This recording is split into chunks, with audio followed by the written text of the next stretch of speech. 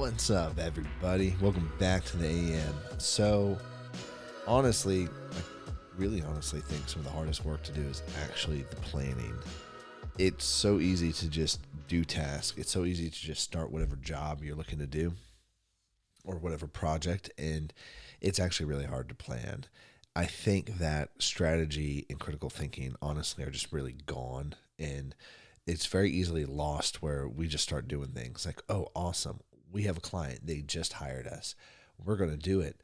And then we get to work. Well, now we've got 3 of those projects on board, and it's like we don't know what's being done and what's not being done. And how do you know that?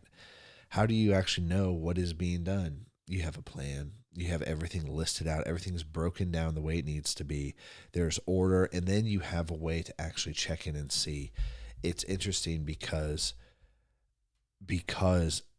you actually have no way to measure or look at if the work's being done if you don't actually have a plan. And more often than not, we don't want to plan. Planning is actually pretty difficult.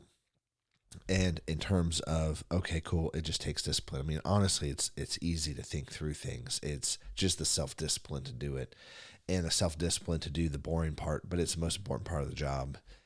Andrew and I talked, this was prior to Christmas back in December, and we were talking about how it's so important to actually really just honestly plan and mark out all the steps and all the processes for just any client work and then our own internal work.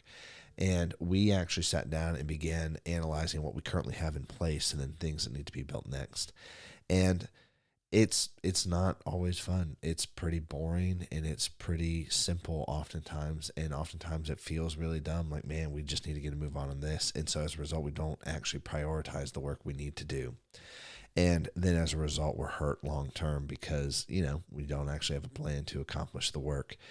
It's really interesting how that transcends most everything we do in life. I've been a part of so many projects, and this is back when, before I owned anything or started my entrepreneurial journey, but we had started on so many projects where we would have a 20% plan, and it's better than anybody has ever done. Right? It's the most planned it's ever been. And it was like, yes, this is amazing. Then you get into the project, you realize, oh, only 20% of this is mapped out. And then all of a sudden life is hell later.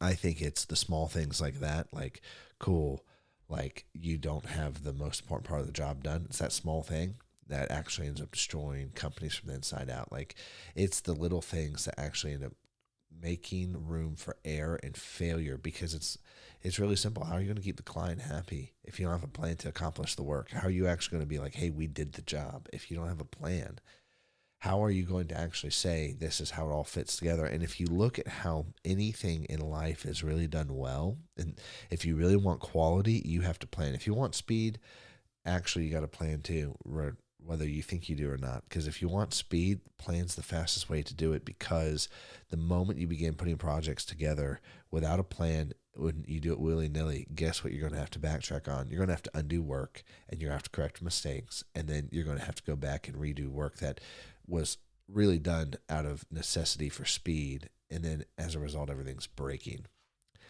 It's amazing how if you really want speed, you plan. If you really want quality, you plan. And if you really want quality to intersect with speed, okay, you plan. And that's really how you manage both.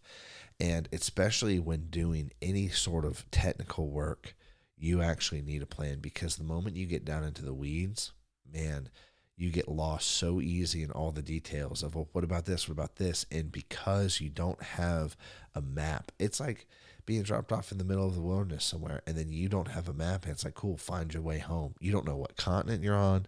You don't know what what forest you're in. You don't know what mountaintop you're on. How are you going to find your way home? You're not. And so it's like really having that map that really outlines all the things that need to be done in the project, so you know exactly what needs to be done. You know exactly who needs to do it. You know exactly when it's done by.